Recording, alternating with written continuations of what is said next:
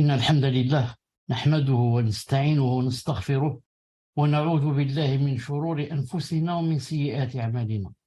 من يهده الله فلا مضل له ومن يضلله فلا هادي له، وأشهد أن لا إله إلا الله وحده لا شريك له، وأشهد أن محمدا صلى الله عليه وسلم عبده ورسوله. يا أيها الذين آمنوا اتقوا الله حق تقاته ولا تموتن إلا وأنتم مسلمون. يا أيها الناس اتقوا ربكم الذي خلقكم من نفس واحدة وخلق منها زوجها وبث منهما رجالا كثيرا ونساء، واتقوا الله الذي تساءلون به والأرحام إن الله كان عليكم رقيبا. يا أيها الذين آمنوا اتقوا الله وقولوا قولا سديدا يصلح لكم أعمالكم ويغفر لكم ذنوبكم، ومن يطع الله ورسوله فقد فاز فوزا عظيما. ألا إن أصدق الكلام كلام الله، وخير الهدي هدي محمد صلى الله عليه وسلم، وشر الأمور محدثاتها، وكل محدثة بدعة، وكل بدعة ضلالة، وكل ضلالة في النار. تفضل. بسم الله سمير. والحمد لله والصلاة والسلام على رسول الله. Marhaban bikum, bienvenue à vous en ce jeudi 13 Jumad al-Akhira 1444 de l'Hégire, correspondant au 5 janvier 2023. Pour ce 18e cours sur Mukhtasar Sirat al-Nabi sallallahu alayhi wa sallam wa Sirati Ashabihi al-Ashara radiyallahu ta'ala anhum, le résumé de la biographie du prophète alayhi salatu wa salam et de ses 10 compagnons, qu'Allah les agrée, de l'imam, le savant Abdul Ghani al-Maqdisi, qu'Allah Azza wa Jalla lui fasse miséricorde, et expliqué par notre cheikh ici présent, Abu Abdillah Muhammad Chalabi, hafidhahullahu ta'ala. معجزات النبي صلى الله عليه وسلم. فصل في معجزاته صلى الله عليه وسلم.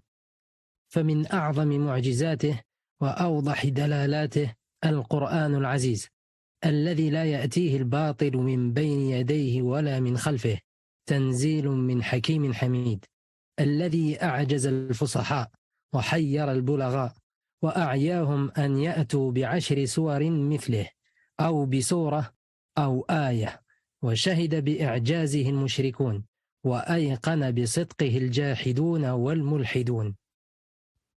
Les miracles du prophète alayhi salatu wa salam. Chapitre sur ces miracles, sallallahu alayhi wa sallam. Parmi ces miracles les plus grandioses et les plus explicites, le noble Coran, celui que le faux n'atteint d'aucune part, ni par devant, ni par derrière.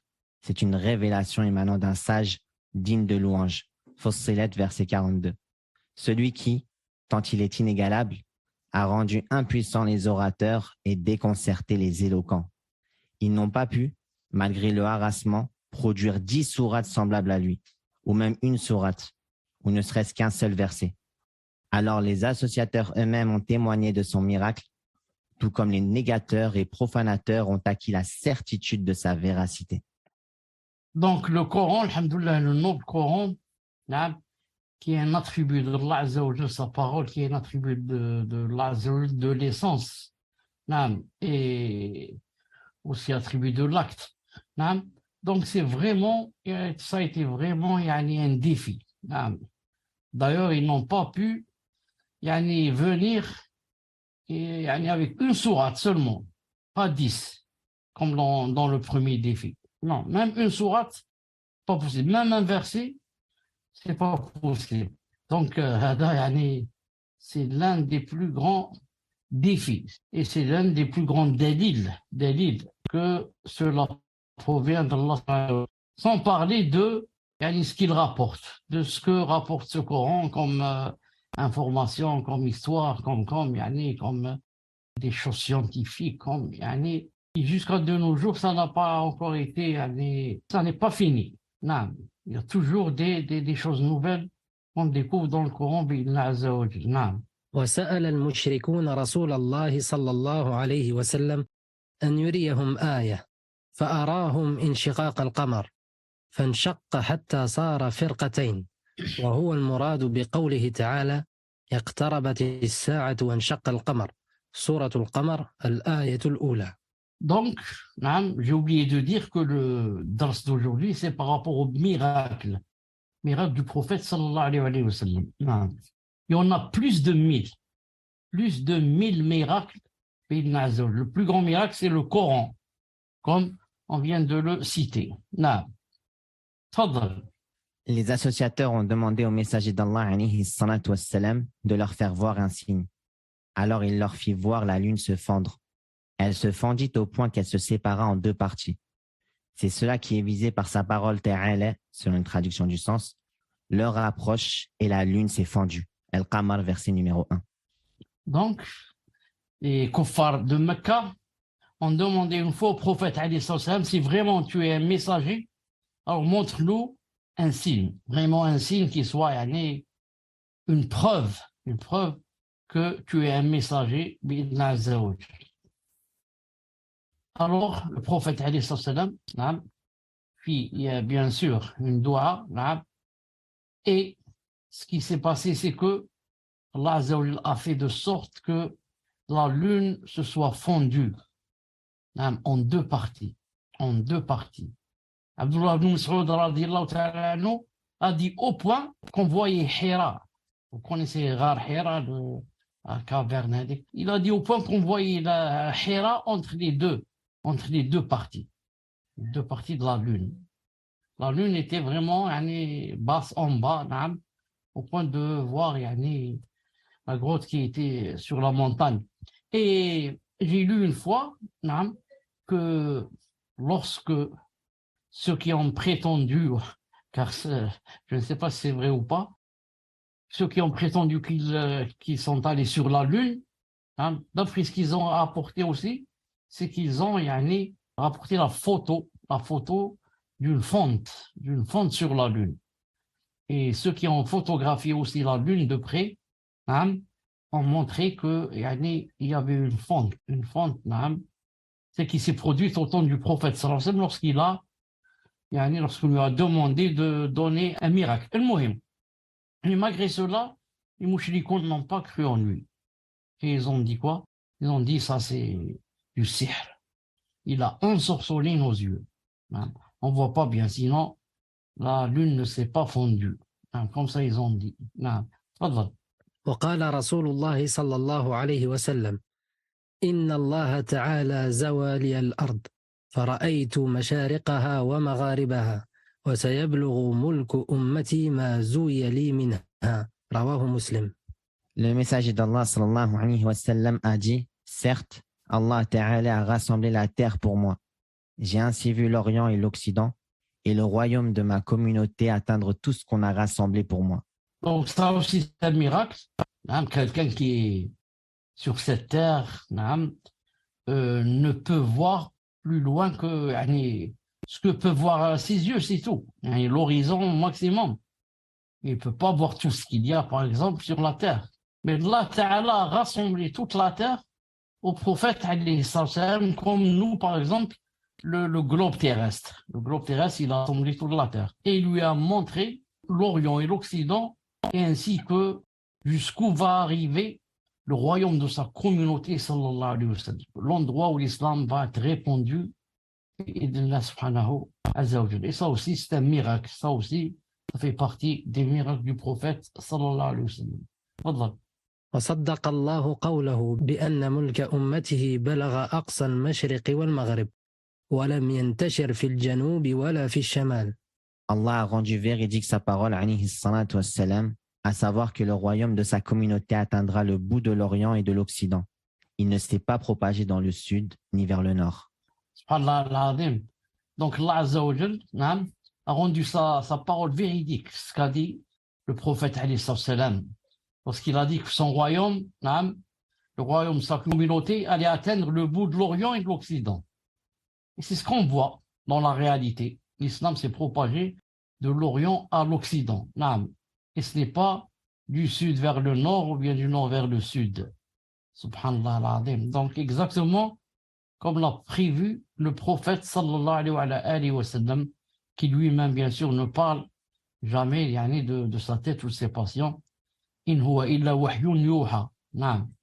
وكان يخطب إلى جذع فلما اتخذ المنبر وقام عليه حن الجذع حنين عشار حتى جاء إليه والتزمه وكان يئن كما يئن الصبي الذي يسكت ثم سكن رواه البخاري.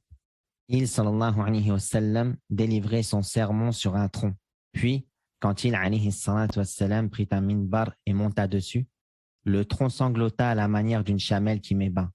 Alors le prophète, sallallahu alayhi wa sallam, s'approcha et se colla à lui, tandis que le tronc geignait comme un enfant qu'on console, avant de finir par se calmer. Au début, le prophète sallallahu alayhi wa sallam n'avait pas de mimbar. N'avait pas de mimbar. Il y avait un tronc d'arbre sur lequel il s'appuyait et faisait son sermon. Ensuite, vous connaissez peut-être le hadith dans Sahih Muslim et autres, qu'une femme lui proposa un mimbar. C'était son fils qui a construit ce mimbar. Si je ne me trompe pas, c'était un mimbar, si je ne me trompe pas. Ensuite, quand on lui ramena donc pour la première fois le mimbar, il monta dessus pour faire le sermon. Alors, ce qui se passa, c'est que il mit ce mimbar pas loin du tronc sur lequel il faisait ses sermons. Alors le tronc, qu'est-ce qui lui arriva? Il sanglota à la manière d'une chamelle qui met bas. Alors le prophète s'approcha de lui et se colla à lui, tandis que le tronc geignait comme un enfant qu'on console avant de finir par se calmer. Donc, le tronc a commencé à sangloter et on entendait comme ça des gémissements, comme un bébé qui gémit, au point que le prophète l'étreigna comme ça, l'enlaça et, disons, le caressa jusqu'à ce qu'il se tue bi'idhn azza wa jal. Ce qui prouve que, bien sûr, ça c'est aussi un grand miracle, qu'un tronc agisse de cette manière et que quelqu'un puisse le calmer, le consoler bi'idhn azza wa jal. Et ça n'arrive qu'à un prophète, un messager bi'idhn azza wa jal. تفضل. ونبع الماء من بين أصابعه صلى الله عليه وسلم غير مرة. L'eau a jailli entre ses doigts plus d'une fois, alayhi salatu wassalam. Des fois, ils étaient en manque d'eau. Alors, où trouver cette eau? Creuser un puits, c'est pas comme ça facile. Mais, subhanallah al-azim, Allah azza wa jal, plusieurs fois a fait jaillir l'eau d'entre ses doigts. Jusqu'à ce que les sahaba boivent, surtout quand ils partent au djihad, etc. Donc ça rentre aussi parmi les miracles du prophète sallallahu alayhi wa sallam, que l'eau jaillisse d'entre ses doigts. وسبح الحصى في كفه صلى الله عليه وسلم ثم وضعه في كف أبي بكر ثم عمر ثم عثمان فسبح. Des pierres ont prononcé le tasbih dans sa main, alayhi salatu wassalam. Tasbih, c'est-à-dire le fait de dire subhanallah. Puis il, alayhi salatu wassalam, les mit dans celle d'Abu Bakr, puis de Omar, et enfin de Uthman. Et elles ont prononcé le tasbih à chaque fois. Sauf des cailloux, subhanallah, des pierres qui disent subhanallah, dans les mains du prophète sallallahu alayhi wa sallam. Ensuite, il les met dans la main, on a les mains de Abu Bakr, et elle n'arrête pas de dire subhanallah, subhanallah. Ensuite, dans les mains de Omar, subhanallah, subhanallah. Ensuite, dans les mains de Uthman, subhanallah, subhanallah, et ils disent subhanallah, subhanallah, subhanallah. Tout cela parmi les miracles de notre messager sallallahu alayhi wa sallam. Regardez Allah subhanahu wa ta'ala, comme il a dit dans le Coran, antaqana Allah alladhi antaqa kulla shay. Lorsque les gens vont dire Yawm al-Qiyamah à leurs membres, par exemple, les mains, les pieds, pourquoi vous avez prononcé, pourquoi vous avez parlé, c'est-à-dire témoigné contre nous, qu'est-ce qu'ils vont dire? Antaqana Allah. C'est Allah qui nous avait prononcé. Antaqana Allah, celui qui fait prononcer toute chose. Donc un caillou en général ou une pierre ne parle pas. Mais si Allah veut, elle parle. Vous vous souvenez que Yawm al-Qiyamah, vous connaissez le hadith, que la guerre qui va avoir lieu entre les musulmans et les Yahouds, au point où ils vont se cacher derrière les arbres Au point où l'arbre va dire, il y a un musulman, il y a Abdullah, Ta'ala, viens, il y a un Yahudi derrière moi. Donc l'arbre va parler, subhanallah al-azim. Ça, ce n'est pas étonnant. Ce n'est pas étonnant que celui qui crée une chose, qu'il la fasse parler ou qu'il la fasse taire. Il fait comme il veut, bi'idhnillah azza wa jal. Naam. وكانوا يسمعون تسبيح الطعام عنده صلى الله عليه وسلم وهو يؤكل. Ils entendaient auprès de lui, alayhi salatu wassalam, le tasbih de la nourriture quand elle était mangée. Donc même la nourriture, subhanallah al-azim, tout à l'heure on a vu les cailloux. Maintenant, même la nourriture, bi'idhnillah azza wa jal, naam, quand alayhi sallam l'a mangé, pas tout le temps bien sûr, mais des fois, qu'est-ce qu'elle faisait? Elle disait subhanallah, subhanallah, subhanallah. Ils entendent même en nourriture, yani faire le tasbih. Comme a dit Allah Azza wa Jalla, qu'il n'y a pas une chose, il n'y a pas une chose qui ne fait pas le tasbih. Sauf que nous, on ne sait pas, bien sûr. Nous, on ne sait pas. On ne sait pas comment yani, elle fait ce tasbih. Et on n'entend rien même. Mais elle fait le tasbih parce qu'elle a été créée pour reconnaître qu'elle a été créée par Allah Azza wa Jalla, le Tout-Puissant. Mais quand il veut ne pas, yani, qu'on n'entende pas, je ne vais pas dire qu'elle ne fasse pas le tasbih parce que toute chose fait le tasbih. Si Allah Azza wa Jalla veut qu'on n'entende pas ce tasbih, on ne l'entend pas. Mais s'il veut, et il veut que ça soit par exemple un miracle, on va entendre. On entend yani, le tasbih bi'idhnillah subhanahu wa ta'ala. وسلم عليه الحجر والشجر ليالي بعث. Les pierres et les arbres le saluaient les nuits où il a été missionné comme prophète, alayhi salatu wassalam. Donc les pierres et les arbres lui disaient salam alaykum. Les nuits où il a été envoyé comme prophète. Les arbres et les pierres lui disaient salam alaykum. C'est un peu ce qu'il a yani, mis dans un état où il a yani, grelotté, il a couru vers Khadija en disant Zammilouni, Zammilouni, yani, couvrez-moi, couvrez-moi. D'abord il a vu l'ange, ensuite il a étreigné, il lui a dit lis, ensuite il entend yani, les pierres et les arbres le saluer. Donc vraiment, yani, ce n'est pas une chose facile, surtout quand ça se passe pour la première fois. Donc ici le témoin c'est quoi? Les pierres et les arbres lui disaient salam alaykum. C'est pas seulement subhanallah, subhanallah. Donc s'il parle salam alaykum, comme ça. Subhanallah al-azim, subhanallah al-azim. نعم. وكلمته الذراع المسمومة ومات الذي أكل معه من الشاة المسمومة وعاش هو صلى الله عليه وسلم بعده 4 سنين. رواه البخاري ومسلم. Le bras empoisonné lui parla, alayhi salatu wassalam. Celui qui mangea avec lui du mouton empoisonné mourut après, tandis que lui, alayhi salatu wassalam, continua à vivre encore 4 ans. Le prophète, sallallahu alayhi wa sallam, comme vous savez tous, mangeait chez des juifs. Une fois, une juive profita de l'occasion qui s'appelle Zaynab bint al-Harith. Elle l'invita donc, il lui prépara. Elle demanda d'abord qu'est-ce qu'il aimait le plus. On lui a dit qu'il aimait l'épaule. Donc, elle lui mit du poison dans l'épaule. Et il était avec une autre personne. La personne qui était avec lui donc, commence à manger et à avaler, bien sûr. Et le prophète, dès qu'il mit la première bouchée, disons, dans sa bouche, la viande lui parla. Et lui dit, attention, il a dit ici, le bras. Moi, ce que je sais, c'est le katif. Mais, c'est-à-dire le bras jusqu'à l'épaule. Le bras, l'épaule, ça se trouve à la fin du bras. El-Mohim. Donc, l'autre qui était avec lui, on mangea.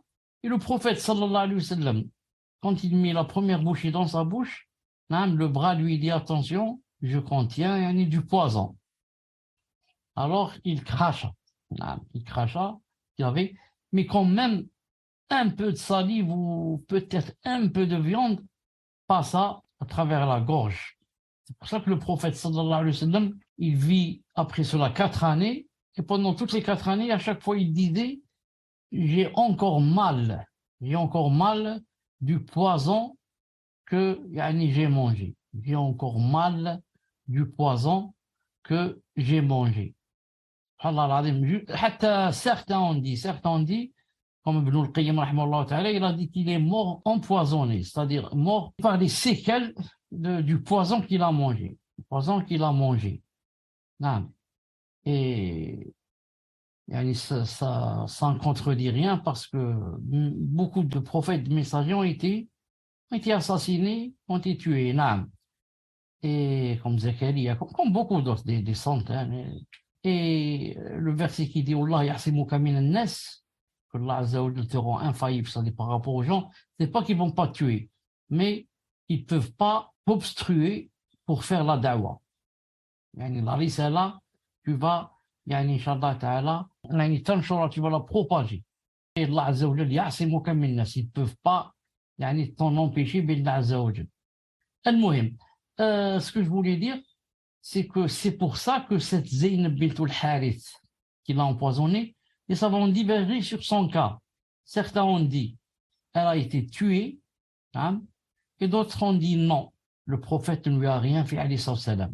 Et pour grouper entre les deux avis, on va dire le prophète alayhi salam ne lui a rien fait par rapport à ce qu'elle lui a fait à lui. Non, parce qu'il vit toujours et lui il est pardonneur, sallallahu alayhi wa sallam. Et groupé avec le deuxième avis, on va dire, mais ceux qui ont dit que la femme a été tuée, c'est parce que quoi? La loi du talion, parce qu'elle a tué quelqu'un, celui qui était avec le prophète Hassan, donc ils l'ont tué. Ils l'ont tué pas à cause du prophète Hassan, ni à cause du poison, mais à cause de la personne qui a été morte de sa cause, bi'idnillahi azza wa jal. Donc elle dit c'est pour les deux avis, bi'idnillahi ta'ala. وشهد الذئب بنبوته صلى الله عليه وسلم صححه الألباني في الصحيحة. Le loup témoigna de sa prophétie, alayhi salatu wassalam. Le loup témoigna de sa prophétie, alayhi salam. C'est un animal et il témoigna. Pourtant, les kuffars ne voulurent pas y témoigner. Ah, mais un loup témoigna. On va voir cela avec un peu de détail, bi'idna azza wa jal. Ah. Donc, c'est d'après Abi Sa'id al-Khudri, radiyallahu ta'ala anhu, qui a dit, عاد ذئب على الشاة فأخذها. قرأنا كمال وtraduit si tu peux. Inch'Allah, Cheikh. تفضل. Je traduis directement ou je lis en arabe, Cheikh? Traduis directement. Non. Un loup a pris un mouton et quand le berger lui a demandé, il s'en est retiré et il s'est assis sur ses pattes. لحظة. فانتزعها منه, ça veut dire il lui a arraché. Non. Il a enlevé au loup, il lui a enlevé le mouton. Donc le ra'i, c'est rappellement le berger. Le berger. Il lui a enlevé le mouton. Il a enlevé au loup. Tfadal. Alors il s'est assis. Alors le loup s'est assis sur ses pattes et sur sa queue. Et il a dit, ne crains-tu pas Allah? Tu m'enlèves une subsistance qu'Allah subhanahu wa ta'ala m'a amenée.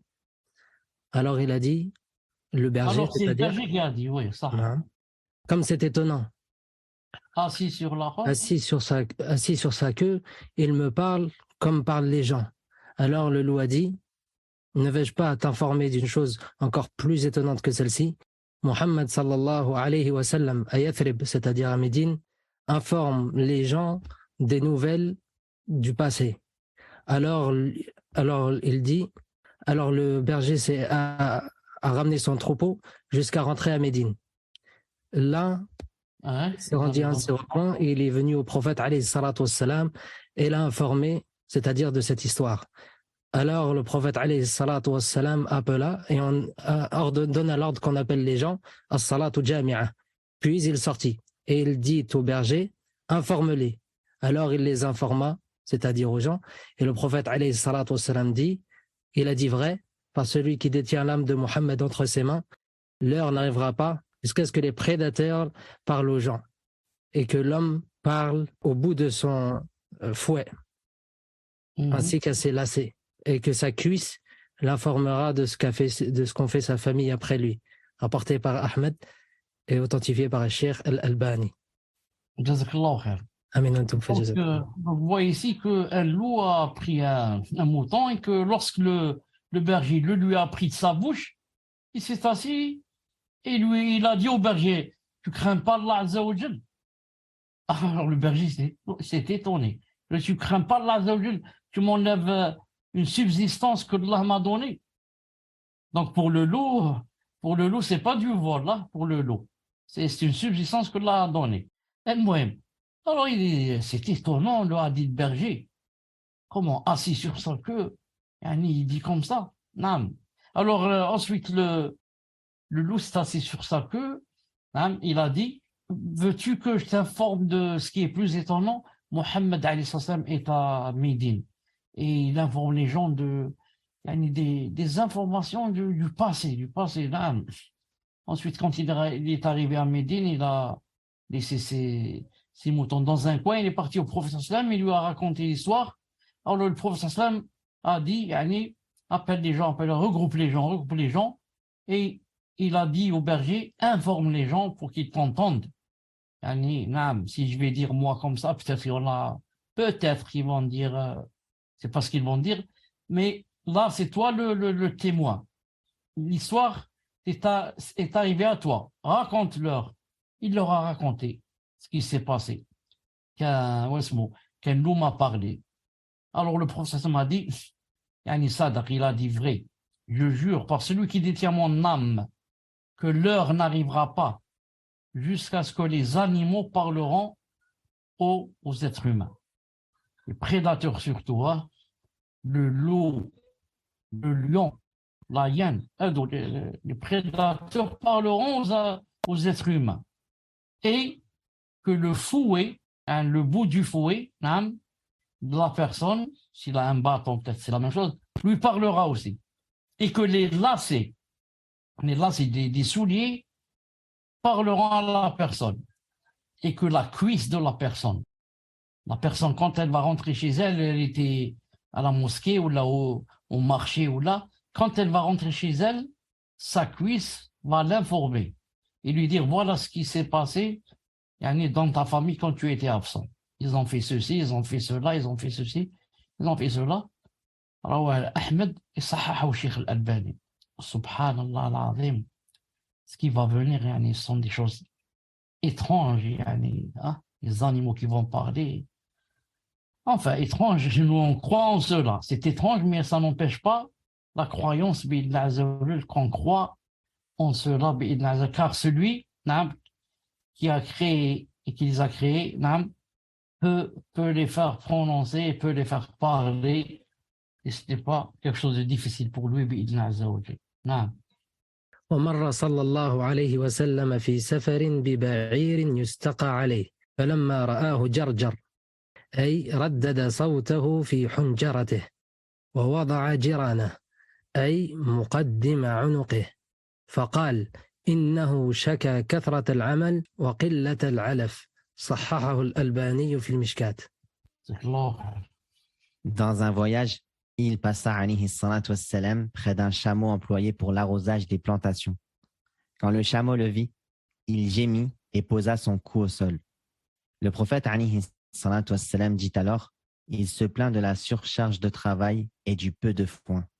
Donc le prophète passa près d'un chameau employé pour l'arrosage. Quand le chameau vit le prophète, il le reconnut, bien sûr. Alors il gémit et posa son cou au sol.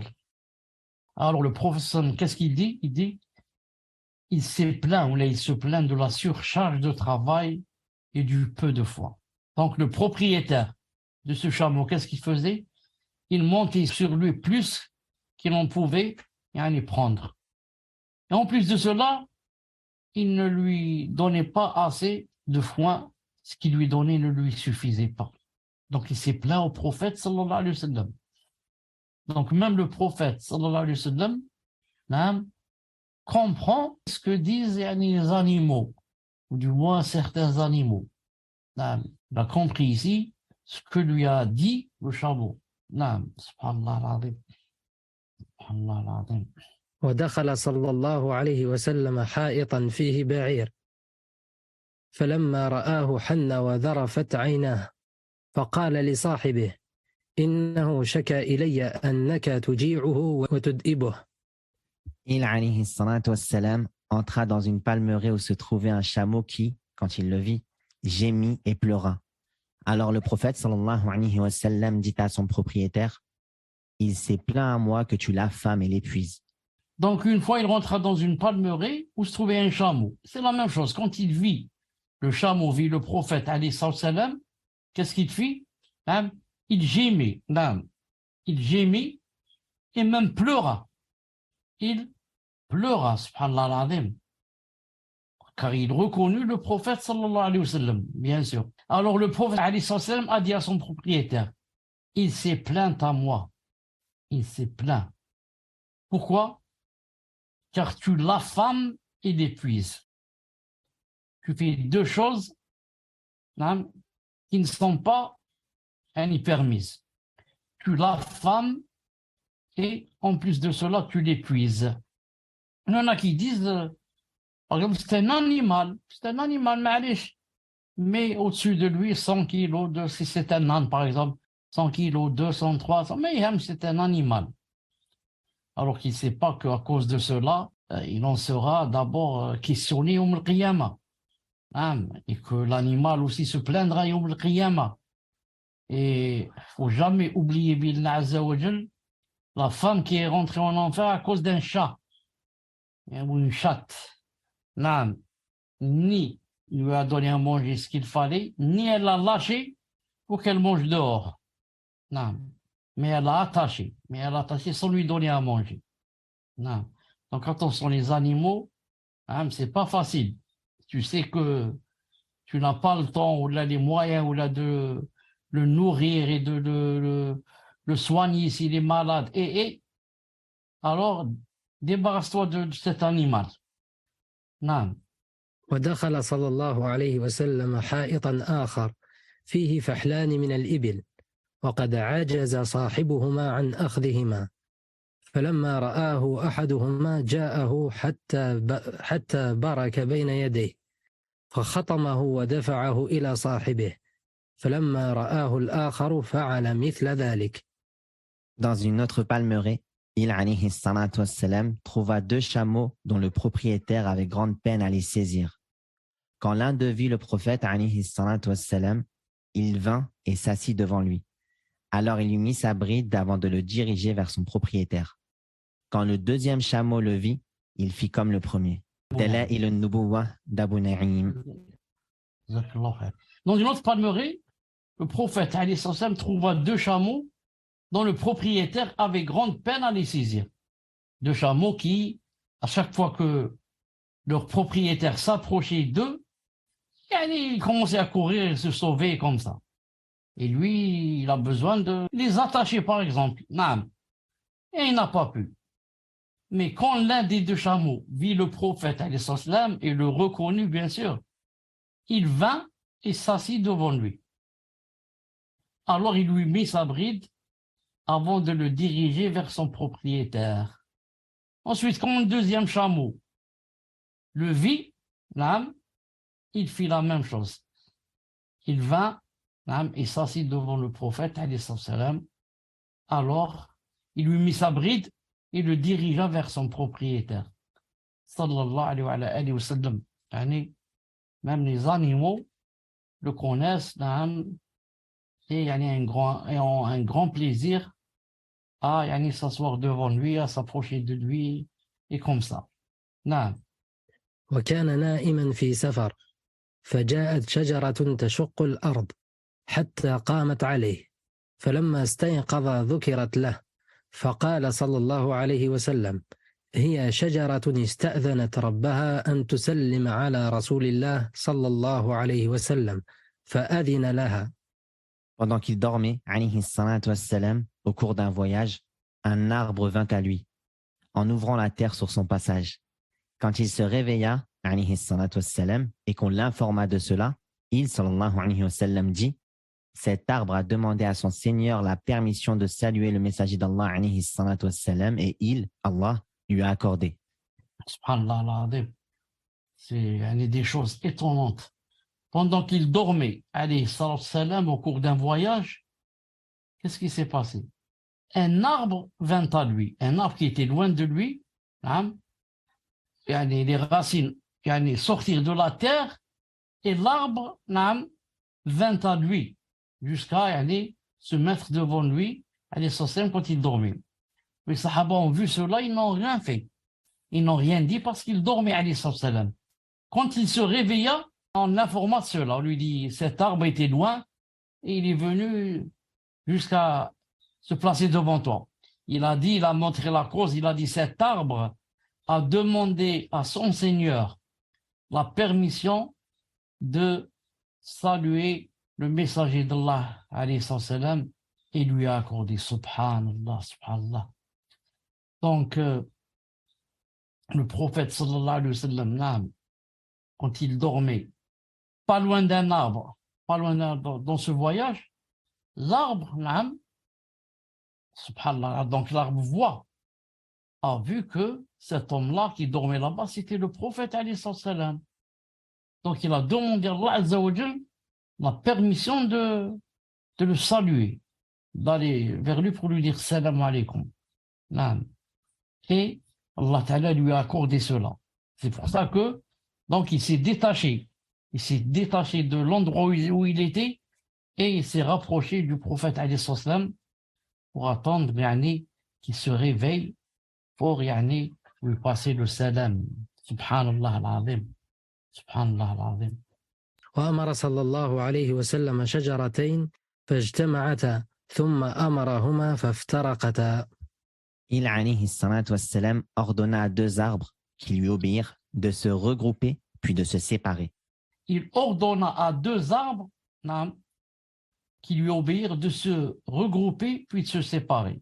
Il y avait deux arbres qui n'étaient pas regroupés. Disons, entre eux, peut-être il y a 5 mètres ou 10 mètres peut-être.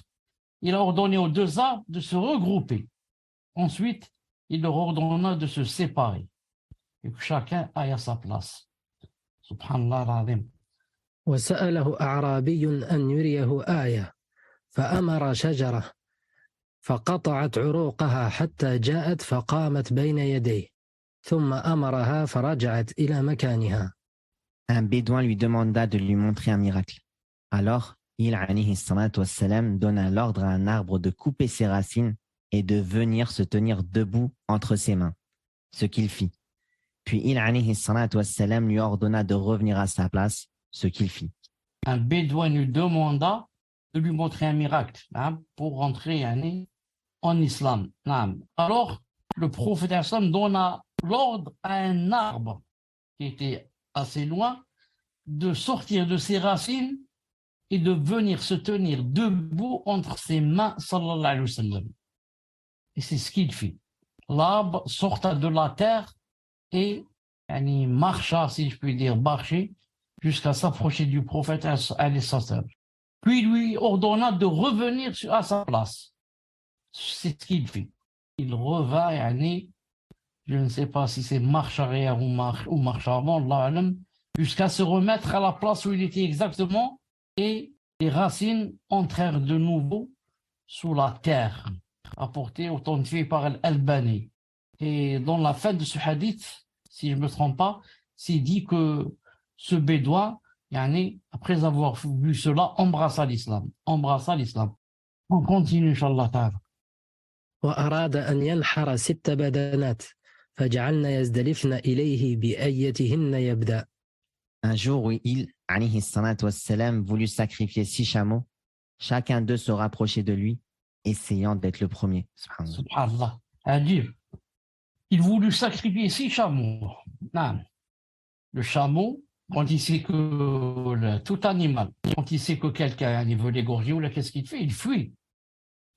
Mais ces chameaux-là, subhanallah, quand ils ont su que c'est le prophète qui allait égorger de sa main, chacun d'eux se rapprochait de lui, voulant être le premier à être égorgé, le premier à être sacrifié. Alors que dans les habitudes, aucun animal ne veut être sacrifié. C'est pour ça que dans la sunna, on ne montre même pas le couteau, pour que l'animal soit à l'aise. Donc regardez ici comment le chameau lui-même, il vient et il voudrait être le premier pour être sacrifié bi'idna azza wa jal. Regardez les miracles du prophète sallallahu, comme j'ai dit, il y en a plus de 1000 miracles bi'idna azza wa jal. ومسح ضرع شاة حائل لم ينزع عليها الفحل فحفل الضرع فحلب فشرب وسقى أبا بكر الشاه. Il alayhi salatu wassalam passa sa main sur les mamelles d'une brebis qui ne produisait plus de lait. Alors ces mamelles se remplirent et le prophète sallallahu alayhi wa sallam se mit à la traire pour en boire. Et il en servit à Abu Bakr. hadith bon, voire sahih ibn Hibban. Donc, sallallahu alayhi wa sallam, parmi ces miracles aussi, naam, il passa sa main sur les mamelles naam, d'une brebis qui ne produisait plus de lait. Ce n'est pas une brebis qui avait peu de lait, mais qui n'avait plus de lait. Ça, ikhlas, elle donne plus de lait. Alors, lorsqu'il passa ses mains, ses mamelles se remplirent de lait. Et le prophète alayhi salam se mit à la traire pour en boire et il en servit à Abu Bakr aussi. Sallallahu alayhi wa sallam, comme Allah Ta'ala lui a donné la baraka dans ses mains. Dans ses mains, sallallahu alayhi wa sallam, au point de, s'il touche les mamelles d'une brebis qui n'a plus de lait, ça se remplit de lait jusqu'à en boire et en donner بإذن عز وجل. نعم. ونحو هذه القصة في خيمتي أم عبد الخزاعية. Une histoire semblable se déroula dans les deux tentes de Abed al-Khuzai'iyya. نعم, la même chose s'est passée, il a mis ses mains, sallallahu alayhi wa sallam, passa ses mains sur les mamelles d'une brebis ou de deux brebis parce que c'est deux tentes, نعم, qui ne produisaient plus de lait. Et alors les mamelles des deux brebis se remplirent de lait et le prophète Hassan se mit à les traire et ils l'ont bu, sallallahu alayhi wa sallam, et donna à ceux qui étaient présents avec lui. ونضرت عين قتادة بن النعمان الظفري حتى صارت في يده فردها وكانت أحسن عينيه وأحدهما وقيل إنها لم تعرف. L'œil de Qatada ibn Nu'man al-Dhafari sortit de son emplacement jusqu'à se trouver dans sa main. Le prophète sallallahu alayhi wa sallam lui remit en place et il devint le meilleur de ses deux yeux. D'autres ont dit, on ne faisait plus la différence entre les deux yeux. Donc Qatada ibn Nu'man al-Dhafari radiyallahu ta'ala anhu, un de ses yeux, ses deux yeux, est sorti de son emplacement jusqu'à être dans sa main. Ah, ça c'est vraiment grave. Je ne sais même pas si c'est possible qu'une opération de nos jours, avec toute la technologie qu'il y a, c'est possible de remettre cet œil dans son emplacement. Ça m'étonnerait d'ailleurs. Mais le prophète lui remit cet œil en sa place. Mieux encore, il devint le meilleur de ses deux yeux. Il voyait encore mieux avec cet œil qu'on venait de lui placer que l'autre œil, aucun mal n'arriva. Et d'autres ont dit on ne faisait plus la différence entre les deux yeux. Quand on voit des yeux, on ne peut pas dire celui-là était malade ou alors cet œil est tombé, il a été replacé. Ou là. Car vous savez tous que, par exemple, là, si quelqu'un a un œil qui est touché ou là, ensuite on lui subit une opération chirurgicale, par exemple, il y aura toujours des défauts. Il y aura toujours une différence. Et toujours on dira, cet œil n'est pas comme l'autre. L'autre qui est toujours comme Allah l'a créé, et l'autre il a été touché par l'ophtalmologue ou par l'opticien, je ne sais pas qui, ou par le professeur qui lui a fait une opération. Mais là, ce qu'a fait le prophète islam, l'œil qui a été traité est devenu mieux que l'autre, le sein. Non, le sein, subhanallah. C'est l'Aïcha et il reste encore la moitié. La moitié. On laisse ça pour 2 ou 3 jours, Inch'Allah. بإذن الله شيخ جزاكم الله خيرا أحسن الله أحسن الله إليكم شيخ. أحسن الله إليكم تموسي بارك الله فيكم. فيكم. سبحانك اللهم وبحمدك أشهد أن لا إله إلا أنت أستغفرك وأتوب إليك. السلام عليكم ورحمة الله وبركاته. Rappelle-toi Samir, on était diapo 18, on commence diapo 18. Très bien, نعم, j'ai fait une capture d'écran. جزاكم الله خيرا شيخ أحسن الله عليكم. السلام عليكم ورحمة الله وبركاته. عليكم السلام ورحمة الله. آمين آمين آمين.